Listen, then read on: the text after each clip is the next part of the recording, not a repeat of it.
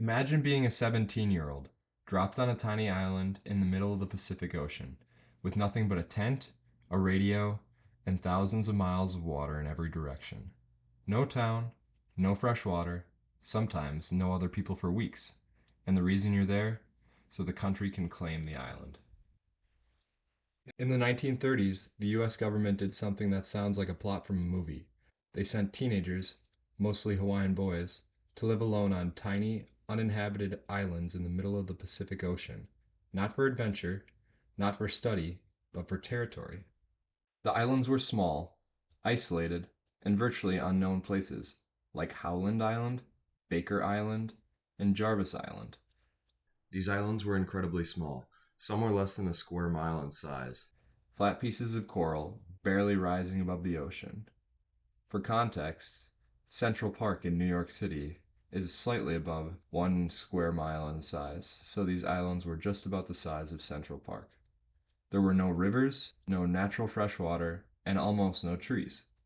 Before the teenagers arrived, the islands were basically abandoned, aside from a few crumbling ruins left behind by guano mining operations in the 1800s.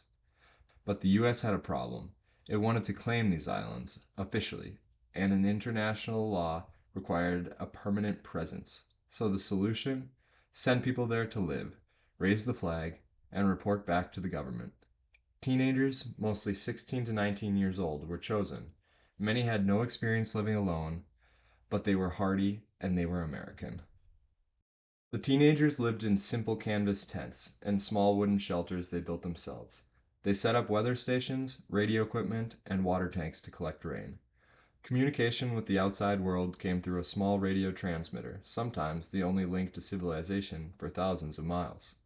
Some teenagers spent months completely alone. The US needed small, hardy, compliant people to occupy tiny islands for legal reasons. Teenagers were the perfect combination of survival skills, obedience, and cost efficiency. With simple tents, limited supplies, and small group sizes, the US could maintain its claims on these remote islands without the expense of adult workers or full military crews. One of these islands, Howland Island, even had a small airstrip built on it. It was meant to serve as a refueling stop for aircraft crossing the Pacific. In 1937, the famous pilot Amelia Earhart was trying to land there during her flight around the world when she disappeared somewhere over the ocean. But the world was changing.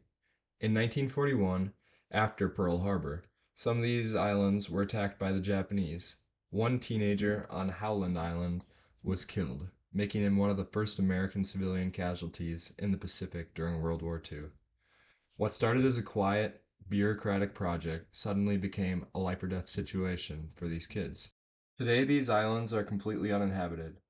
They're protected as wildlife refuges by the United States Fish and Wildlife Service, where seabirds, turtles, and coral reefs now thrive on land that once held some of America's most isolated teenagers. These teenagers weren't heroes in the traditional sense. They didn't fire guns or fly planes. They were human flags, living symbols of a nation staking its claim in the most remote corners of the world. And their story reminds us history isn't just made by generals, it's sometimes made by teenagers on tiny islands alone in the Pacific. Next time you look at a tiny dot on a map, remember, someone might have lived there alone, just to make sure it was still theirs. If you liked this video and this type of content, please subscribe, and thanks for watching.